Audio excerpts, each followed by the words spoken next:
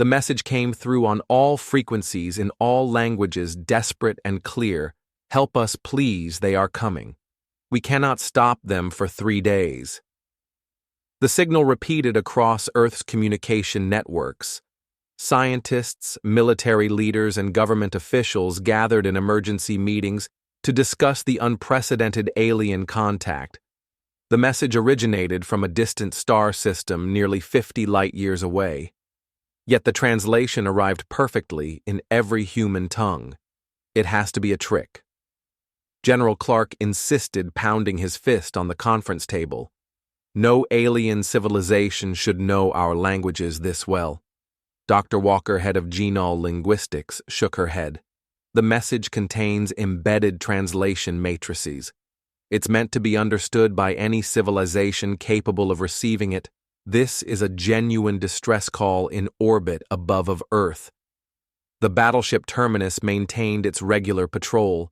Captain James Reed watched the blue planet below, unaware that his life was about to change forever. His ship was Earth's newest military vessel, designed for deep space operations and armed with weapons that humanity had developed during their centuries of internal conflict. Captain, his communications officer, called priority message from command. Reed straightened his uniform and moved to the main screen. The stern face of Admiral Wilson appeared. "Red, you've heard about the alien signal?" the Admiral asked. "Yes, sir. The whole planet has. We've decided to respond. The Terminus will make first contact." Reed's heart skipped a beat. First contact. The words humanity had waited centuries to hear. "Why us, sir? We're a warship, not a diplomatic vessel." Admiral Wiles' expression darkened, because the message is a call for help against something that's killing them. If we're walking into danger, I want our best ship out there 3 days later. The Terminus prepared to depart. Earth's governments had united in their decision to answer the call. This was humanity's chance to join whatever galactic community existed beyond their solar system. Reed addressed his crew of 400 from the bridge. "We don't know what we're facing. We don't know who sent the message, but we know they need help, and Earth has decided to provide it. This mission may be dangerous. It will certainly change human history forever." The Terminus engaged its experimental faster-than-light drive, disappearing from Earth's orbit in a flash of light that briefly outshone the sun. Weeks later, they arrived at the coordinates embedded in the message. A massive space station orbited a blue-green world. The station's design was elegant, with sweeping curves and transparent sections that revealed gardens within it. Looked nothing like the utilitarian human ships. "We being hailed," the communications officer reported. The main screen flickered to life, showing a slender creature with 4 arms and iridescent skin. Its large eyes widened visibly at the sight of the humans. You came," the alien said, its voice translated through the same matrix that had decoded their distress call. "We did not expect a response from your kind.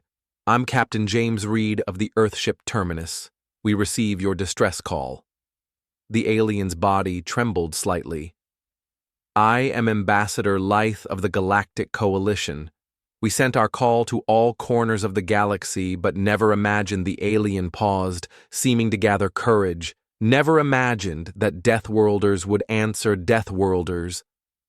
Reed asked, "Your planet is classified as a death world in our records, too dangerous to approach your gravity atmosphere, pathogens, predators, and even your own species, aggression levels, they are all lethal by our standards." Reed exchanged glances with his officers. "Then why ask for our help?" Ambassador Leith's 4 hands clasped together in what seemed like a gesture of prayer. "Because what comes for us is worse than anything, even you. We call it the Void Swarm. It consumes everything in its path, and our weapons cannot stop it." The docking bay of the Coalition station was massive, designed to accommodate ships from hundreds of different worlds. The terminus looked out of place among the sleek, colorful vessels. Dark, angular, and bristling with weapons, Captain Reed led a small team onto the station. Ambassador Lith waited with a group of aliens, each more strange than the last.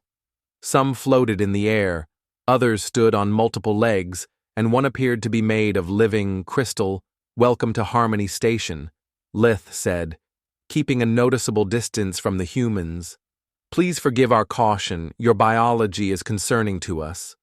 Red nodded. "We understand. We come in peace, and to offer help." The crystal being stepped forward, light dancing through its transparent body. "I am Elder Glint of the Council, your ship. It is a weapon, it's a battleship," Reed answered honestly, "built for defense and combat." A wave of whispers passed through the alien delegation. One small creature with 6 eyes fainted, falling into the arms of its companions. Lith's voice trembled. "Your entire vessel is designed for war. We had heard rumors that Deathworlders built such things, but to see it, you asked for help against something that's killing your people," Reed said. "What did you expect? Perhaps scientists, diplomats, glint, crystal form pulsed with light, not warriors." Reed looked around the beautiful station. Everything was designed for comfort and beauty. No defenses, no weapons. These people had never known war as humans understood it. "Take us to your command center," Reed said. "Show us what we're up against." The central chamber of Harmony Station contained a 3-dimensional map of the galaxy. Hundreds of green dots represented coalition worlds. A growing red mass was consuming one edge of their territory. The void swarm began at the edge of known space. Lith explained, "It is not intelligent as we understand it. It simply consumes." Reed studied the map. "How fast does it move?" "It has devoured 17 worlds in one cycle," Glint answered, "billions dead. It leaves nothing behind." "And your defenses?" asked Lieutenant Adams. Reed's tactical officer, the aliens, exchanged uncomfortable looks. "We have deterrent technology," Lith said, "carefully designed to discourage aggressive species. Nothing meant for war." Reed's expression hardened. "Show me footage of the swarm." The holographic display changed to show a planet surrounded by what looked like a living cloud. Billions of insect-like creatures, each the size of a small car, covered the world's surface. Plants, animals, even buildings dissolved under their touch. The swarm consumes all organic matter and converts it to more of itself. Lith explained, "Our weapons barely slow it down." The humans washed in silence. Finally, Reed turned to the aliens. "We'll help you, but you need to understand something about humans. We come from a world where everything tries to kill us. The weather, the animals, even microscopic things you can't see. We survived by fighting. It's what we know." Lith's forearms moved in a complex gesture. "What are you saying?" "Captain, I'm saying our methods might shock you. We won't just try to stop this swarm. We'll destroy it." Several aliens backed away. One made a sound like water boiling. "You speak of extermination?" Glint asked, light pulsing rapidly through its crystal form. "I speak of survival." Reed answered, "Yours and ours, because if this swarm keeps growing eventually, it will find Earth too." The coalition representatives huddled together, speaking in voices too low for the translation. Matrix to catch. Finally, Lith approached Reed again. "We have no choice but to accept your offer, Captain. But please understand, violence is foreign to our nature. What you consider normal may be difficult for us to witness." Reed nodded. "I'll need all the data you have on the swarm, biology, behavior patterns, weaknesses, everything." And then Lith asked, "Then I call Earth. We're going to need more ships," as the humans left to return to their vessel. Elder Glint turned to Lith. Have we made a terrible mistake? These creatures seem as dangerous as the swarm itself, Lith. Watch the humans depart, their heavy steps echoing down the corridor, perhaps, but the swarm gives us no choice. We must hope that these Deathworlders can save us, and that they will leave when their task is done. The laboratory aboard the terminus buzzed with activity. Dr. Elisa Morgan hunched over a microscope studying samples of the void swarm provided by the Coalition. 3 days had passed since Captain Reed sent his report to Earth, and the response had been, Swift Earth was sending reinforcements, 5 more battleships and a research vessel full of scientists specializing in biological weapons. Fascinating, Dr. Morgan muttered, adjusting the microscope. Their cellular structure is unlike anything I've seen before. Lieutenant Adams stood nearby, watching the scientist work. Can you find a weakness? Dr. Morgan looked up, her eyes bright with the thrill of discovery. Oh yes, everything has a weakness. These creatures are connected through a biological network, a hive mind of sorts, but their rapid growth has a cost on the bridge. Captain Reed met with Ambassador Lith and Elder Glint. The holographic display showed the swarm's advance toward the Coalition core worlds. Your people need to evacuate these 3 systems immediately, Reed said, pointing to planets in the swarm's path. Lith's body trembled. That's 11 billion people. We don't have enough ships. Then we buy you time, Reed replied. He touched a control and the display changed to show a battle plan. We'll establish a defensive line here at the Cygnus Gap. It's a natural bottleneck. Elder Glint crystalline form dimmed slightly. You intend to fight the swarm directly. Our weapons cannot harm them. Ours can, Reed said simply. And Dr. Morgan believes she's found a biological weakness we can exploit as if on cue. Dr. Morgan entered the bridge carrying a small container. Captain, I've developed a targeted pathogen. It attacks the swarm's unique biology, while leaving other life forms untouched. She placed the container on the table. This is just a sample. We'll need to produce it in massive quantities. Ambassador Lift backed away from the container. You created a disease deliberately. It's a biological weapon. Morgan explained, designed specifically to combat the swarm. Elder Glint voice took on a higher pitch. This is forbidden. Life should not be won, Niz. Reed's expression hardened. The swarm is killing your people by the billions. Would you rather maintain your moral stance or survive a tense silence filled the bridge? Finally, Lithe spoke, voice barely above a whisper. How would this weapon be deployed? Dr. Morgan brought up a simulation on the display. We loaded into missile warheads.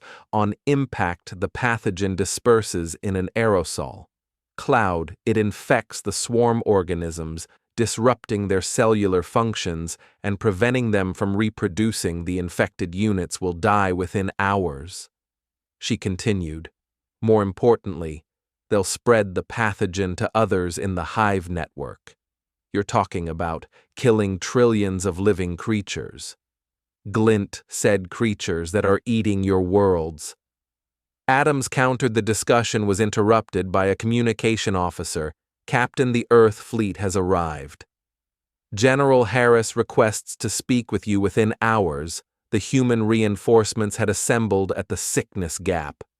6 battleships formed a defensive line while behind them the research vessel began mass-producing Dr. Morgan's pathogen coalition. Representatives watched in horror and fascination as humans prepared for war with an efficiency that spoke of long practice. Weapons were checked, fighter craft were fueled, and missiles were loaded with the biological agent. The first wave of the swarm will reach us in 12 hours. General Harris announced during the final briefing, our strategy is simple, hold the line and deploy the pathogen. If Morgan's right, we'll see results within days.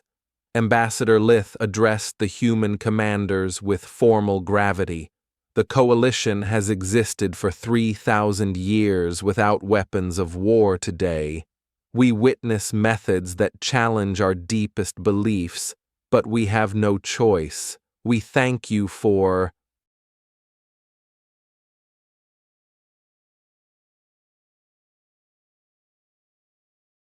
your assistance, though your ways frighten us. Reed nodded respectfully. Sometimes survival requires doing a frightening thing. Ambassador. 3 days later, the first engagement with the swarm began. Human warships fired their missiles into the approaching biological cloud. The pathogen dispersed exactly as Dr. Morgan had predicted. For the first time in its existence, the void swarm retreated. The planet Helios spun slowly beneath a red sun, once home to over 5 million coalition citizens. Now, it served as the front line in humanity's war against the void swarm. Coalition ships killed the skies, fing civilians to safety, while the human fleet established a defensive perimeter around the evacuation zones. Lieutenant Marcus Rivers stood at the edge of the landing zone, watching the last transports load. His combat armor was scratched and dented from 3 weeks of fighting. Beside him, 50 human soldiers prepared their weapons and equipment. How many more to evacuate? Rivera asked the coalition coordinator, a tall insect-like, being named Trill. 6,000. Trill replied, mandibles clicking nervously. But our sensors detect swarm activity approaching from the north. They have adapted to the pathogen faster than expected. Rivera nodded grimly. Dr. Morgan's biological weapon had worked brilliantly at first, but the swarm was evolving. Each new generation showed more resistance. We'll hold them off. River said, just get your people on those ships. Trill's compound. Eyes reflected the setting sun. You cannot stop them with so few soldiers. Rivera checked his rifle. We're not like you. We're used to fighting against bad odds. The radio crackled. Lieutenant Swarm units spotted 5 miles out and closing fast move into position. Rivera ordered his team, remember, aim for the node clusters. They're still vulnerable there. The human soldier spread out along the ridgeline line overlooking the evacuation site. The planet's harsh environment, thin air, high gravity, and scorching heat had already claimed 2 lives among Rivera's team, but the remaining soldiers adapted using the tough conditions to their advantage. They called Sergeant Cooper from her observation post, thousands of them. River Al lifted his binoculars. The horizon darkened as the swarm approached, writhing mass of Chitus bodies flowing like a liquid across the rocky terrain. Hold until they reach the marked line, Rivera instructed, then hit them with everything we've got. The first wave of the swarm crossed the invisible boundary. Rivera gave the signal, and the ridge erupted with weapons fire. Explosive rounds tore into the alien mass, each blast destroying dozens of creatures. But for every one that fell, 10 more emerged from behind. They're adapting to our attack pattern. Cooper shouted over the gunfire, changing formation. Rivera watched as the swarm split into 3 groups, one continuing the frontal assault while 2 others moved to flank the human position. They've never done that before, he muttered. They're learning. What do we do, Lieutenant? A young soldier asked, fear evident in his voice. Rivera studied the terrain. The planet's harsh surface worked in their favor. A series of deep ravines cut through the landscape to their left and right. Cooper, take your team to the east. Ravine Jackson west. Ravine set. Explosive charges will funnel them through the center. The soldiers moved quickly, using the planet's high gravity to slide down into the ravines. Rivera's remaining forces intensified their fire on the central group, drawing the swarm's attention. The plan worked. The swarm concentrated its advance through the center, avoiding the ravines. When the flanking groups were in position, River gave the signal. Twin explosions rocked the battlefield. Tons of rock crashed down, crushing hundreds of swarm units and blocking their advance. Through the ravines, the remaining forces focused all firepower on the central group. For 3 hours they held the line. The evacuation ships filled and launched one by one. River's forces took heavy casualties, 20, dead, 15, wounded. Last transport is away. Trill announced through the radio, all civilians evacuated. Rivera looked at his remaining forces, bloodied, exhausted, but still fighting fall back to extraction. Point mission accomplished as the human dropships descended to collect the survivors. Rivera took one last look at the battlefield. The swarm had stopped advancing, gathering its forces for another approach. They're retreating, Cooper said in disbelief. Rivera shook his head. Not retreating, adapting. Next time they'll be stronger aboard the coalition command ship. Ambassador Lith watched the human soldiers return. How many did you lose? He asked Rivera. 40% of. My force, Rivera answered flatly. But we held the line. Lith's forearms performed. Met a gesture of profound respect. We have never seen such sacrifice. Your people fight in ways we cannot understand. Rivera removed his damaged helmet. That's why you call U.S. Ambassador, because sometimes survival means doing the impossible. Dr. Morgan hadn't slept in 3 days. Her lab aboard the research vessel Pastor had become her prison and salvation. Under the harsh lights, she studied the newest swarm samples, watching with growing concern as each test showed increased resistance to her original pathogen. They're adapting faster than any organism I've ever seen, she explained to Captain Reed during their emergency conference. The original strain is now only 30% effective. Reed's face showed the strain of weeks of constant battle. We can't keep fighting a defensive war. Every retreat costs us coalition worlds. General Harris nodded in agreement. His holographic image flickered slightly as it transmitted from his flagship intelligence. Has located what appears to be the main swarm breeding ground, a planet they've completely overtaken in the Vega sector. Morgan looked up from her data. If I could get fresh samples from the source, I might be able to develop a more effective weapon, something they haven't adapted to yet. Reed studied the star map that's deep in swarm territory. We'd need a full battle group to reach it. Then that's what we'll use. Harris decided. Captain Reed, you'll leave the assault. The coalition will provide transportation and logistics support. Your mission is to get Dr. Morgan to the breeding world and back with her samples. Ambassador Leith, who had been listening quietly, finally spoke. My people will help, but we cannot fight. We have no warriors. We're not asking you to fight. Reed replied. Just get us there. We'll hand the rest 3 days later. The largest fleet ever assembled in coalition history moved toward swarm territory. 6 human battleships formed the core, surrounded by hundreds of coalition transport and support vessels. The plan was simple but dangerous: punch through the swarm's outer defenses, reach the breeding world, and deploy Dr. Morgan's team to collect samples before withdrawing. Reed stood on the bridge of the terminus, watching as the first swarm defenders appeared on sensors. All ships battle positions, he ordered.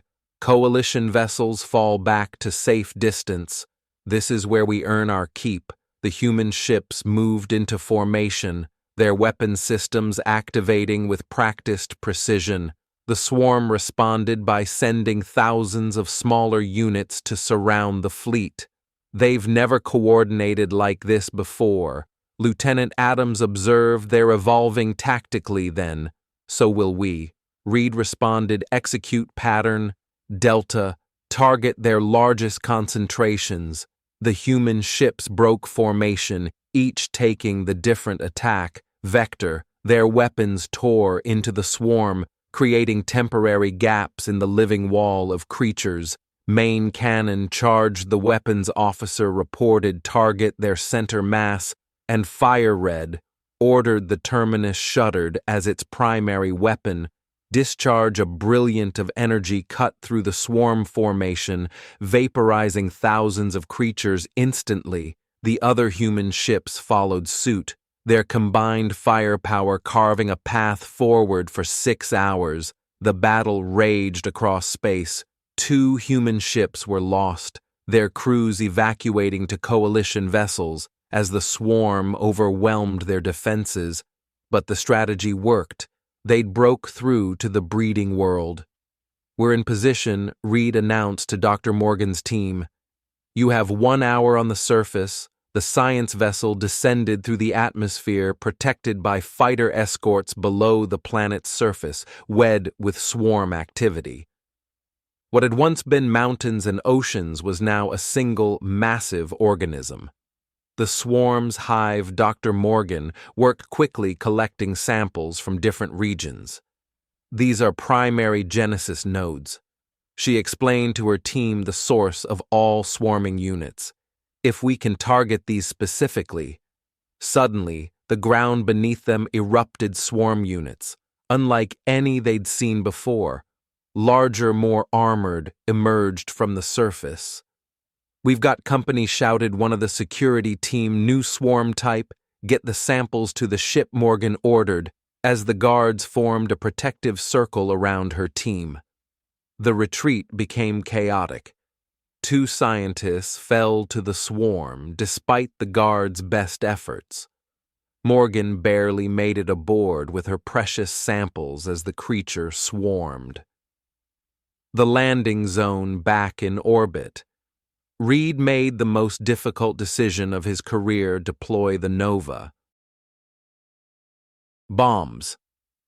Target the main hive structures. Nuclear devices fell toward the planet's surface, detonating in sequence across the main swarm.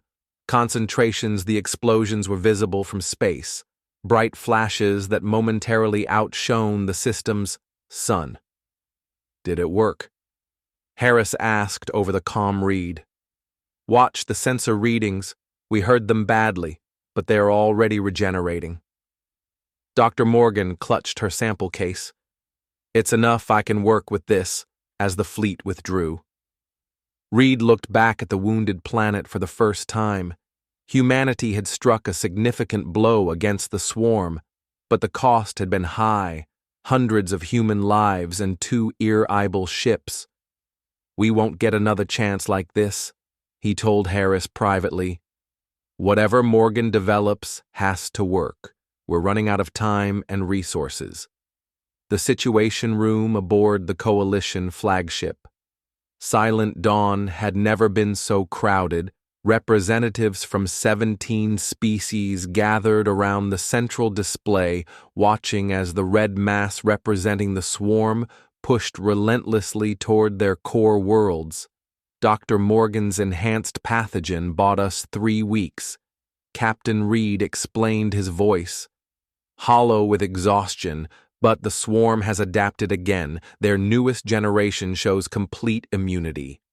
Ambassador Lythe's normally iridescent skin had dulled to a pale gray. Then we have lost. The coalition has existed for 3,000 years now. We face extinction. The room fell silent. 6 weeks of brutal fighting had cost humanity nearly 1/3 of its deployed forces.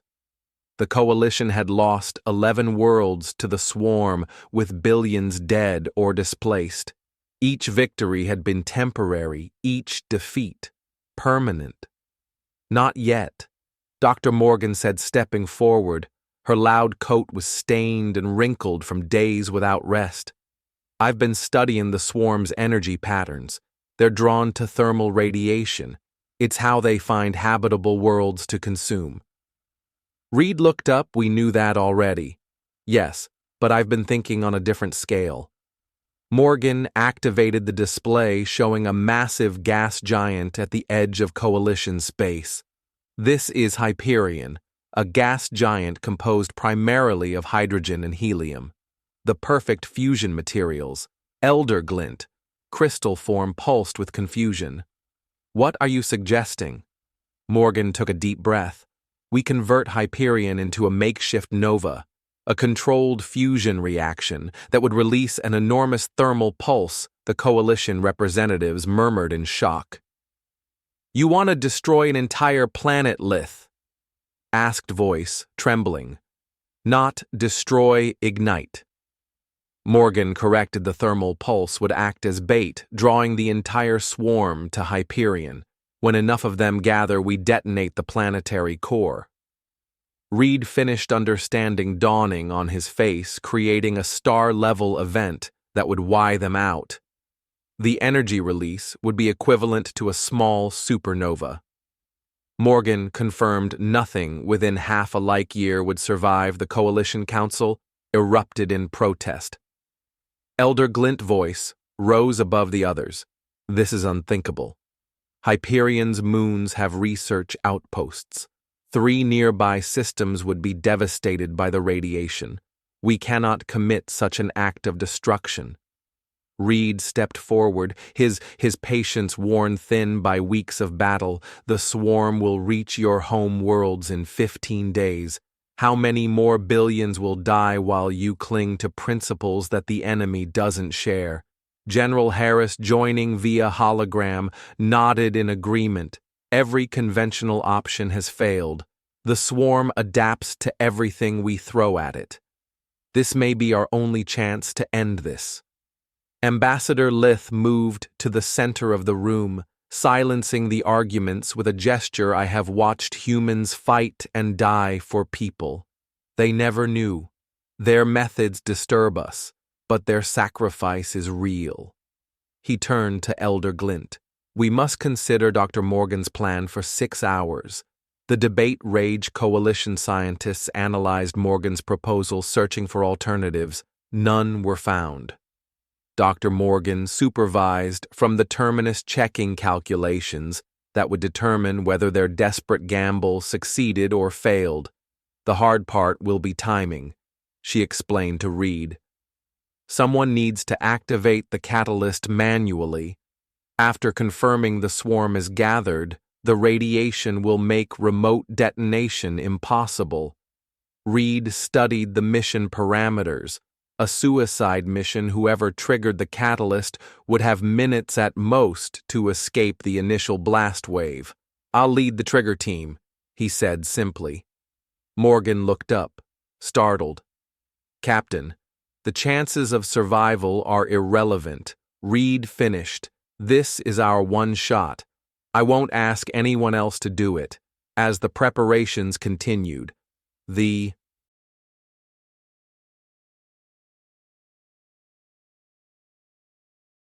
swarm seemed to sense the trap. Its advance toward Coalition homeworlds slowed as units began moving toward Hyperion.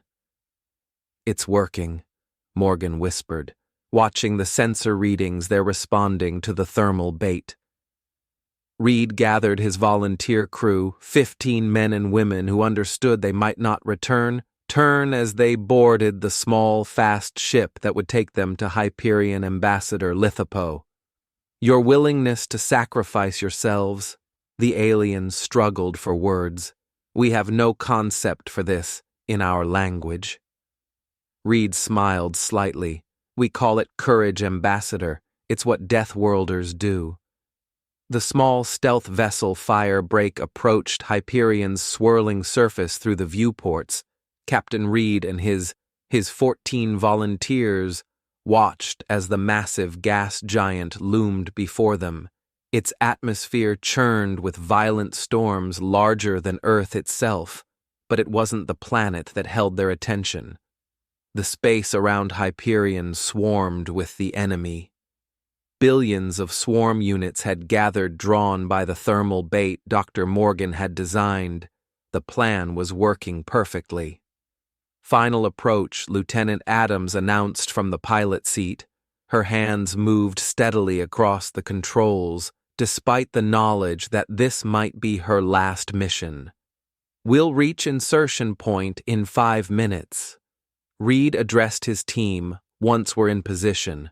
"We'll have 30 minutes to plant the catalyst devices and retreat to safe distance."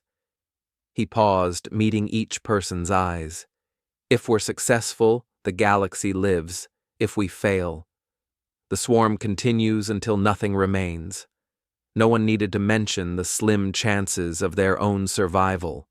They had all volunteered, knowing the risks. The firebreak dove into Hyperion's upper atmosphere, using the planet's storms as cover. Swarm units passed nearby, unaware of the tiny human ship in their midst.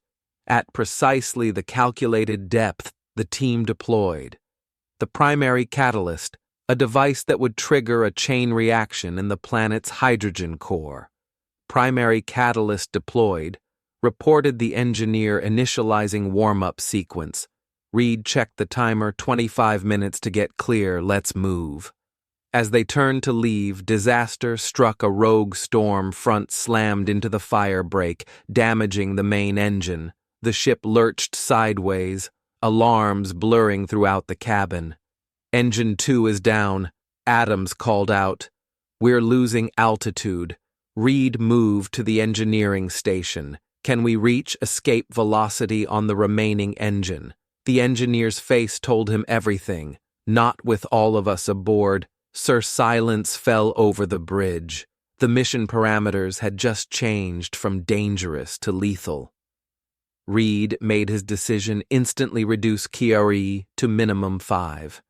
Stay the rest, evacuate in the emergency pods before anyone could protest. He continued, "That's an order. The pawns have enough thrust to reach safe distance after a brief 10 argument.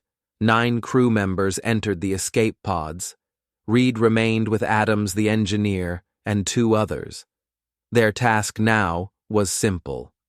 Keep the ship functional long enough to ensure the catalyst activated properly. 10 minutes to ignition. The engineer reported as the last escape pod launched above them. The swarm noticed the small craft leaving Hyperion's atmosphere. Thousands of units broke off to investigate. "They're following the pods," Adam said, watching the sensor display. Reed opened the communication channel. "Coalition Command, this is Reed. Our position is compromised. Begin Operation Sunforge immediately from safe distance." The Coalition and human fleets watched as the swarm units swarmed around Hyperion, drawn by the increasing heat signature from the catalyst. 5 minutes to ignition. Dr. Morgan announced, her eyes fixed on the data stream from Reed's ship. "The catalyst is stable." Ambassador Lythe and Elder Glint stood silently nearby, watching as humans prepared to sacrifice themselves for a galaxy not their own on the firebreak. Reed and his skeleton crew worked feverishly to keep the damaged ship airborne. 2 minutes, the engineer called. Reed opened the final communication channel. "This is Captain James Reed to all ships. The catalyst is active and stable. Prepare for detonation." He paused, then added, "It has been my honor to serve with all of you, human and coalition alike. Whatever happens next, remember that we stood together against extinction and won 1 minute before detonation." The impossible happened. The firebreak's emergency systems routed enough power to the damaged engine for one final burst. "We have thrust," Adams shouted, attempting emergency ascent. The small ship rocketed upward, fighting Hyperion's gravity with everything it had left behind them. The catalyst reached critical temperature. The gas giant's hydrogen core ignited for an instant. A second sun blazed in the four. Coalition sky. The energy wave expanded outward, at nearly the speed of light, vaporizing everything in its path. 90% of the swarm died in that single moment. 3 days later, against all odds, a heavily damaged escape pod was recovered by a coalition. Patrol ship inside, barely alive, were Captain Reed and Lieutenant Adams, the only survivors of the Firebreak's crew. A month later, in the grand chamber of the Coalition Council, humans stood as honored guests. Ambassador Lith addressed the assembled representatives. For 3,000 years, we believed violence had no place in civilized society. The swarm taught us that survival sometimes requires strength we did not possess. He turned to Captain Reed. Now recovered from his injuries, the humans showed us that courage means facing death, not just for oneself, but for others, even those different from you. Elder Glint stepped forward, crystal form blazing with light. Today we formally invite humanity to join the Galactic Coalition, not as members, but as protectors, a role unique to your species. Reed, standing with Dr. Morgan and the other human representatives, bowed slightly. Earth accepts this honor. We hope to learn from your wisdom as you have learned from our strength across Coalition space. Memorials were built to honor the thousands of humans who had died fighting the swarm on Earth. The news that humans were no longer alone in the universe and had already saved that universe from destruction changed society forever. The remaining swarm units were hunted down over the following years. Coalition worlds began establishing their own defense forces, guided by human advisors, and somewhere in the vast darkness between stars, Coalition scientists placed a special beacon warning. Any who might listen about the deadly swarm and the even deadlier humans who had stopped it, as Reed often said, in the years that followed, the universe called us monsters and feared our world. Then it needed monsters to fight for it, and found friends instead.